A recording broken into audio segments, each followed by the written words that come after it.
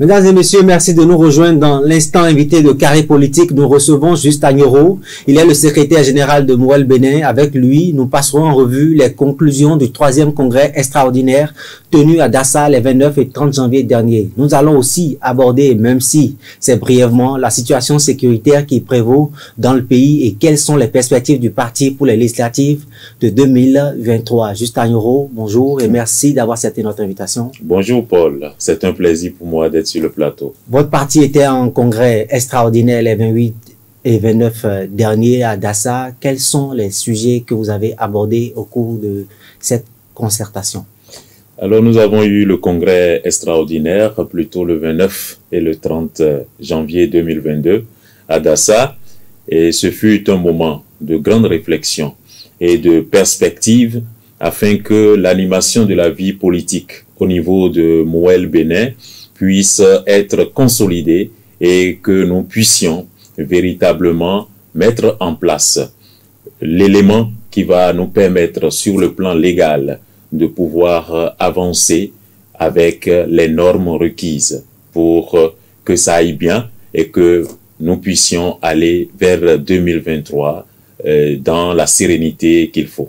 Vous avez abordé plusieurs sujets, mais quelles sont les conclusions que le parti a prises pour les prochaines semaines, pour ne pas dire les prochains mois, surtout sur la scène politique au Bénin?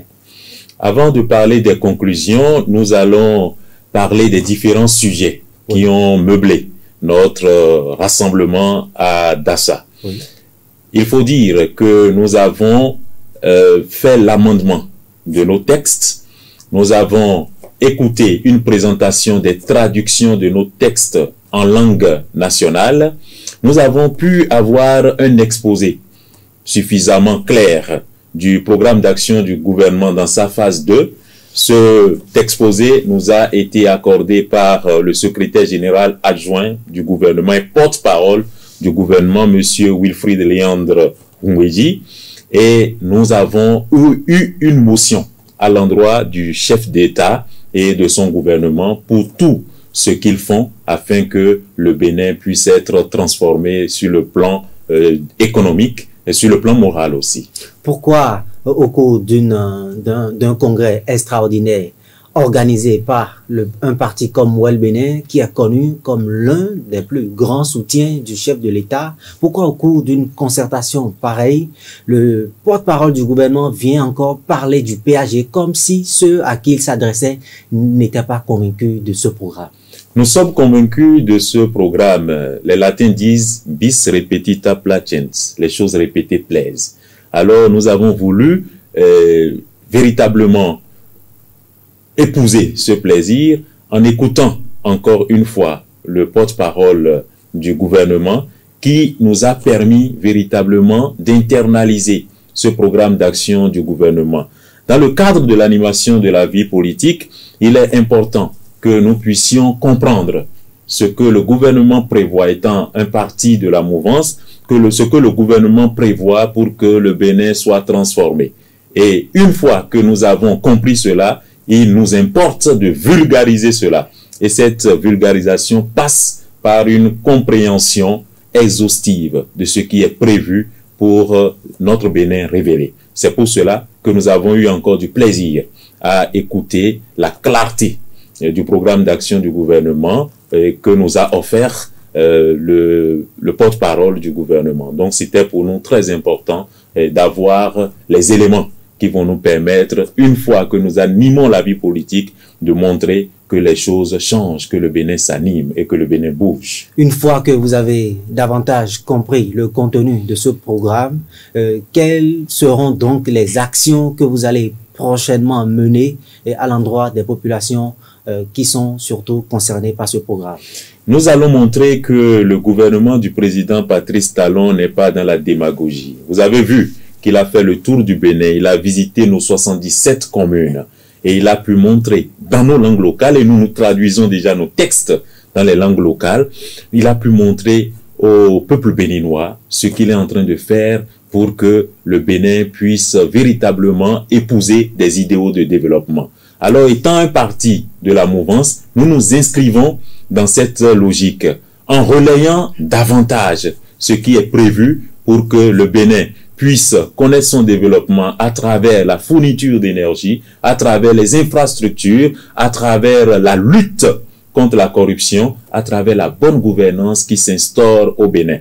Donc, il nous s'agit de constituer ce courroie de transmission, cette courroie de transmission, afin que le message lancé par le chef de l'État et son gouvernement soit compris par les populations à la base. Alors, c'est ce travail que nous faisons à l'endroit de nos militants et à l'endroit des populations. Donc, nous jouons un rôle important dans la transmission des messages. Un rôle important dans la transmission des messages. Vous n'êtes pas sans savoir que en 2023, il y a les élections législatives qui se pointent à l'horizon.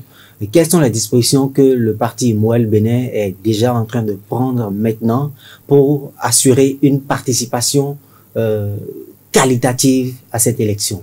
Nous notons qu'au niveau des professionnels des médias, il y a un regain d'intérêt à l'endroit du parti Mouel Bénin. Et ici, nous voudrions véritablement décerner un satisfecit à l'honorable Eustache Akovi, qui est venu à ce congrès au nom du BR et qui montre que si nous poursuivons cette dynamique, Mouel Bénin va devenir la moelle épinière de la politique au Bénin. Nous avons reçu des dithyrambes, mais nous ne sommes pas logés dans l'autosatisfaction. Pour nous, il faut activer les leviers afin de pouvoir concrétiser les éloges qui sont formulés à notre endroit. Et lorsqu'on entend moelle épinière, vous voyez bien que nous constituons la transmission entre le corps et le cerveau. Donc notre rôle est prépondérant. Ce qui fait que, véritablement, nous ne devrons pas travailler dans l'improvisation. Vous voyez bien, tout ce que nous faisons, c'est que nous suivons nos textes. On a eu un conseil national à Azové, où il y a eu une élection. Maintenant, le congrès extraordinaire permet d'entériner ce qui a été fait au conseil national à Azové, où des autorités ont été élues au sein du parti. Ça veut dire que Mouel Bénin tient au respect des textes. Et c'est cela que le président Patrice Talon essaye de prêcher, respecter les textes. Et le président Jacques Ayadi tient formellement à ce que nous avons prévu dans nos textes, nous puissions l'exécuter. Ça, c'est ce qu'il y a noté d'intéressant au niveau du parti Mouel Bénin. Après, le parti Mouel Bénin travaille dans l'anticipation. Nous sommes dans la planification. Et pour planifier, il faudra établir solidement les stratégies qui vont nous permettre de pouvoir aller aux élections en 2023 et de pouvoir conquérir la victoire. Pour cela, nous ne devrions pas être attentistes. Nous devrions véritablement déployer la volonté, le sens du travail, la culture de l'excellence afin d'y arriver. Donc, nous ne nous considérons pas comme un petit pousset. Nous voulons nous prendre au sérieux. Nous voulons que les gens nous prennent au sérieux, ce qui fait que nous montrons que nous sommes véritablement une force politique. Nous sommes un bloc à prendre au sérieux et cela se justifie par les ralliements des jeunes et des femmes que nous notons sur le territoire national. Il y a également eu quelques démissions au sein du parti. Oui. Il n'y a pas eu que des ralliements.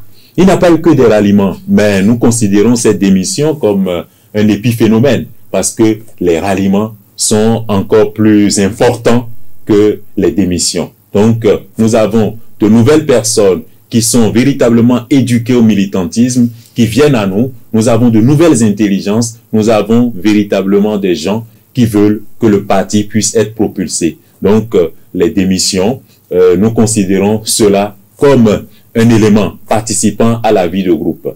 Mais qui sont ceux qui viennent? Ceux qui viennent sont plus nombreux que ceux qui démissionnent. Ça veut dire que sur l'échiquier politique, nous arrivons à établir la crédibilité, nous arrivons à faire asseoir ce que le président Jacques Ayadi appelle le soubassement paradigmatique. Nous sommes en train de changer les donnes et cela plaît aux Béninois et aux Béninois. Cela plaît surtout aux jeunes et aux femmes qui trouvent l'espace nécessaire pour pouvoir s'exprimer. Quand vous observez nos ralliements, vous voyez que ce sont les jeunes qui parlent, ce sont les femmes qui parlent. Cela veut dire que véritablement il y a une certaine justice qui s'observe au sein du parti afin que tout le monde ait droit au chapitre. Donc c'est un élément qui rassure ceux qui nous observent et aujourd'hui nous voyons que ce soit à Gaonga, dans la Donga, que ce soit au niveau de Huyabe, dans le Mono, nous voyons des gens qui viennent vers nous pour dire oui, nous allons faire route ensemble. Et cela nous importe plus que les démissions. Juste à Nyoro, lors des dernières, des dernières communales, j'allais dire, et des dernières législatives,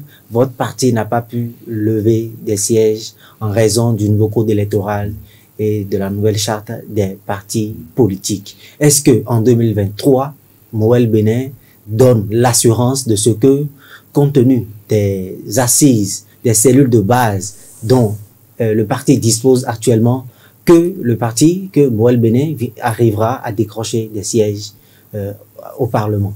Je suis heureux, je sens que vous nous suivez. Vous avez parlé de cellules de base et c'est important. Nous consolidons nos bases. Cela permet de gonfler en nous l'optimisme. Cela nous permet d'être dopés sur le plan moral afin de pouvoir avancer. Vous avez indiqué des choses importantes pour un parti politique. Cela veut dire que nous travaillons, nous faisons un travail de longue haleine afin que les donnes puissent changer. Nous avons eu des expériences, certes douloureuses, mais cela ne nous a pas figés, cela ne nous a pas confiés à la fatalité. Nous avons eu de la réactivité, nous avons eu de la résilience, et cela se ressent sur la scène médiatique. Et vous voyez bien que nous sommes toujours en train de travailler. Vous voyez le parti aller faire des ralliements. Vous voyez le président Jacques Ayadi parrainer des événements de jeunes et de femmes. Tout dernièrement, on a parrainé les Jeux de Buntu, les Olympiades de Buntu au stade de l'Amitié. Nous sommes allés à Kobe pour soutenir un artiste de renom, Bema Omede. Alors nous posons des actes comme ça pour montrer que véritablement nous travaillons à l'autodétermination. Ce que nous recherchons, c'est que dans les consciences, ce soit imprégné Moël Bénin pour que les gens puissent vanter ce parti, puissent montrer que ce parti veut véritablement soutenir les actions du chef de l'État et du gouvernement et veut asseoir une idéologie qui soit valable pour toutes et pour tous. Donc nous travaillons véritablement à développer cette proximité. Et la traduction des textes dans nos langues et certainement de certains éléments liés au programme d'action du gouvernement, cette traduction montre que nous recherchons que tout soit compris sur le plan politique par les populations. Donc, il y a cette autodétermination que nous instaurons au niveau de la conscience des Béninoises et des Béninois, et cela va conduire à la mobilisation sociale autour du parti et autour de ce que le gouvernement fait pour que tout change et pour que tout puisse être utile aux Béninoises et aux Béninois. Une toute dernière question avant que nous abordions un autre pan de cette émission. Vous avez parlé tout à l'heure de la jeunesse, de l'initiative de Buntu au stade de l'Amitié. Et quelle est la place que Moël Bénin donne à la jeunesse au sein de son parti? Et vous sentez qu'il ne s'agit même pas de donner de la place. La jeunesse prouve qu'elle doit prendre son destin en main. Et comme je le dis, quand vous observez les ralliements, vous ne voyez que des jeunes en train de se manifester. Vous voyez des jeunes en train de vibrer. Souvent, on veut faire de simples ralliements, mais ça se transforme en meeting parce que l'adhésion, l'amour que les gens ont pour le parti Moël Bénin finit par s'afficher et par s'enraciner. Alors, vous allez remarquer que nos ralliements sont des moments de fête. Nos ralliements sont des moments où on bouge. Et donc, cette jeunesse est aussi portée par un plan de formation au sein du parti Moël Bénin. Nous avons des formations en leadership féminin, nous avons des formations en communication politique et nous allons faire très prochainement une formation en renforcement des capacités par rapport au militantisme. Tout cela pour montrer que sur le plan politique, les jeunes doivent avancer. Il y a des jeunes Sénégalais qui ont écrit « Politisez-vous ». Politisez-vous, chers jeunes. Alors c'est important que les jeunes, pour être dans des instances de décision, pour pouvoir montrer le chemin à suivre pour un développement auto-centré et auto-géré, il faudrait véritablement que les jeunes puissent prendre les rênes. Il ne faudrait pas qu'on attende. Il ne faudrait pas qu'on nous invite dans le monde politique. Faisons-nous inviter. Invitons-nous nous-mêmes et travaillons. Et Moël Bénin montre le chemin. Donc, cette jeunesse, on ne va rien apporter à cette jeunesse. Cette jeunesse est déjà consciente de ce qui doit être fait pour que son destin soit pris en main. Et à Moël Bénin, on leur donne l'espace nécessaire pour ça. Et les jeunes n'ont qu'une seule chose à faire, agir pour que les choses puissent être transformées. Juste Agnoro, votre parti participe à l'animation de la vie publique au Bénin. Vous avez suivi l'actualité sécuritaire qui prévaut dans le pays, des attaques terroristes, surtout dans la partie septentrionale du pays. Quelle est l'avis, sinon la lecture que fait votre parti sur cette situation qui prévaut dans le pays et qui justement sévit aussi dans les pays de la sous-région? Vous auriez dû lire tout à l'heure chez moi une vive émotion. J'ai été saisi par une douleur intense lorsque vous avez évoqué cette situation sécuritaire au Bénin. Et le président Patrice Talon, dans son discours, a montré que les dispositions seront prises afin que la sécurité soit garantie pour tout le monde. Notre développement ne peut véritablement connaître son enracinement sans que la sécurité ne soit vraiment un pan important à prendre en compte. Et nous ne laissons pas cette sécurité à la police républicaine ou aux forces de défense et de sécurité. Nous voulons aussi travailler, cela nous l'avons mentionné dans nos tests au congrès extraordinaire à Dassazoumen. Nous voulons véritablement qu'il y ait une coproduction de la sécurité. Que ce soit toi, Paul, que ce soit moi, que ce soit telle autre personne, nous sommes appelés à asseoir des éléments liés à la sécurité. Nous sommes appelés à renseigner efficacement afin que les forces de défense et de sécurité, afin que la police républicaine ait véritablement l'espace pour pouvoir canaliser certaines choses, pour pouvoir poser des balises, pour que nous nous sentions en paix, pour vaquer à nos occupations et pour participer au changement dans notre pays. Donc c'est très important. Nous avons un rôle et ce rôle surgit de notre co-responsabilité afin que la sécurité soit quelque chose d'établi au niveau de chacun et de tous. Donc nous ne confions pas seulement cela aux autorités qui en ont la compétence, mais nous-mêmes, nous voulons nous donner cette compétence afin que la multiplicité des compétences puisse nous conduire à la performance en matière de sécurité. Un dernier message à l'endroit, un message d'assurance à l'endroit des populations béninoises. Oui, de cette émission. Oui, je voudrais leur dire que le parti Mouel Bénin s'attelle continuellement à pouvoir montrer sa crédibilité, à pouvoir montrer sa force pour aller de l'avant. Et nous souhaitons que les populations béninoises sur le plan sécuritaire aient la tranquillité nécessaire afin que ce développement que nous voulons aujourd'hui accélérer avec le programme d'action du gouvernement qui compte 342 projets, que cette sérénité puisse s'instaurer et que nous puissions travailler à cela.